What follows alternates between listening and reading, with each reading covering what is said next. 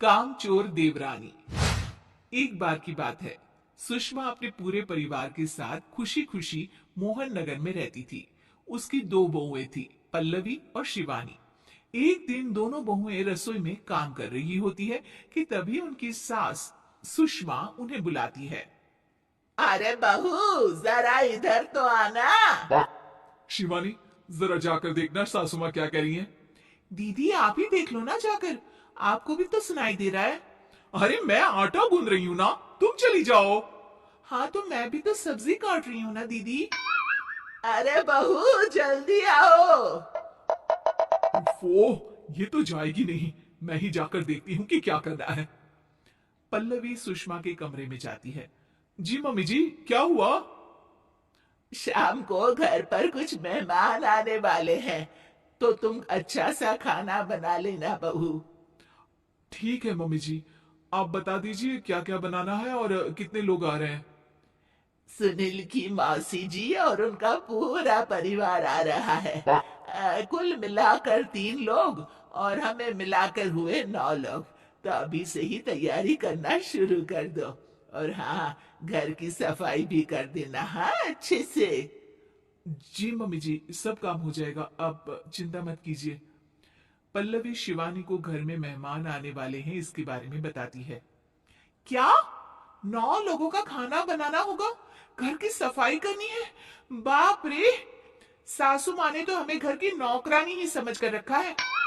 ऐसा नहीं बोलते शिवानी, हम इस घर की बहू हैं और घर के काम करना हमारा फर्ज है। दीदी तो है ही सासू माँ की चमची, जब देखो सासू माँ सासू माँ। मैं तो इतना सारा काम नहीं करने वाली। हाँ।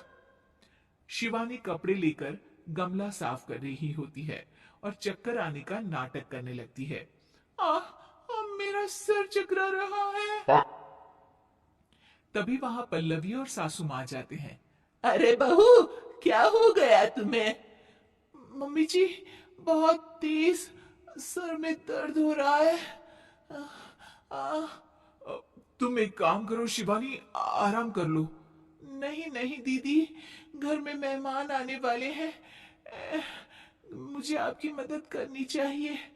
अरे कोई बात नहीं शिवानी, तुम आराम कर लो, मैं सब काम कर लूंगी। ठीक है दीदी, अगर आप इतना कह रही हैं तो आराम कर लेती हूँ। शिवानी आराम से अपने कमरे में मैगजीन पढ़ रही होती है। इसे कहते हैं आराम की जिंदगी। इतना सारा काम।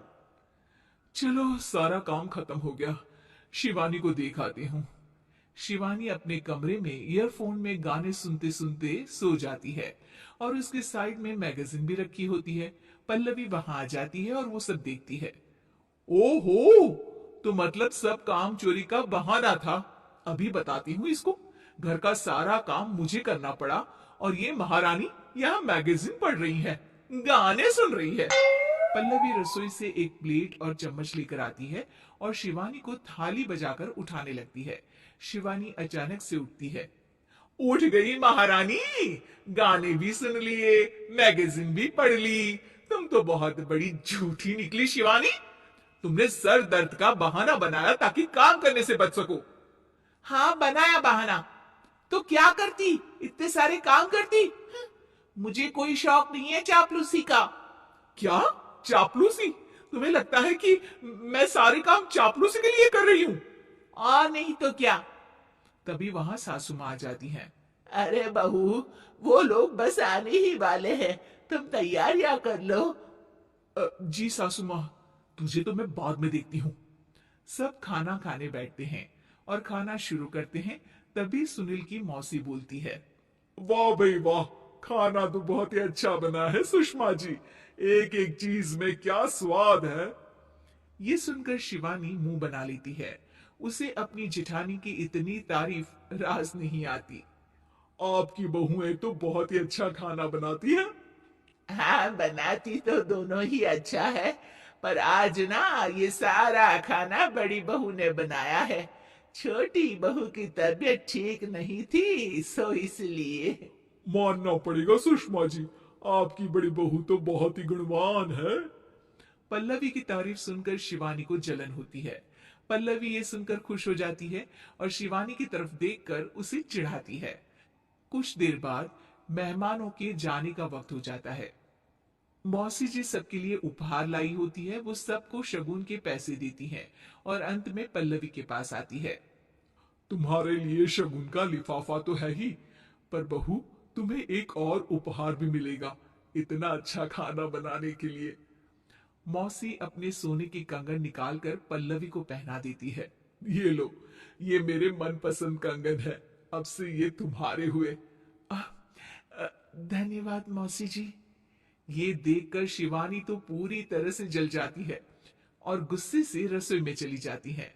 तभी वहां पल्लवी आ जाती है और उसे अपने कंगन दिखाने लगती है। देवरानी जी, अब आपका सर दर्द ठीक तो है ना? मुझे लगता है कि अब सर दर्द शुरू हो गया होगा आपका।